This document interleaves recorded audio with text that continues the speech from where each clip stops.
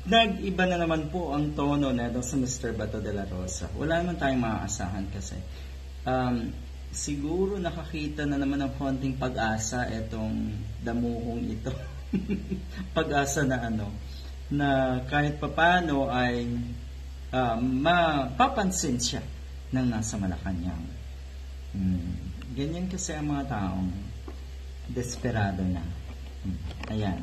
Alam namang maniwala pa sa inyo ang tao sa mga ganito niyong pautot. Pero ang sabi niya kasi tungkol ito sa pagkakatanggal ni Sara Duterte at ni Digong sa National Security Council, ang sabi niya, let us respect the chief executive. Kung anong rason niya diyan sa pagkakatanggal nga daw. Para saan uli ito ba to? Bakit parang nag-iba ang tono niyo na naman? Ano pong meron? Meron kayong kahilingan sa Pangulo?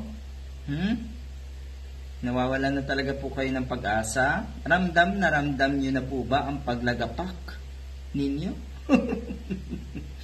Kaya baka sakaling masalo pa kayo ng nasa Malacanang. Yun po ba? Maybe they find it uncomfortable reconvening the National Security Council with the Vice President around. So tinanggal nila. Discretion nila yan. Hindi naman yan nakalagay sa Constitution natin na talagang dapat na andyan ang Vice President. Siguro sinabi na si Mr. Bato de la Rosa na obvious naman kasi na dapat tanggalin si Sara Duterte dahil sa kanyang mga pagbabanta. Siguro kung ganyan ang linya nyo, baka natuwa pa ang mga or ang taong bayan sa inyo, Mr. Bato de la Rosa. Sa puntong ito kasi, playing safe pa rin kayo. At the same time, sumisip-sip kayo sa nasa Malacanang na respetohin daw nga ang desisyon ng Pangulo. Mahirap yan.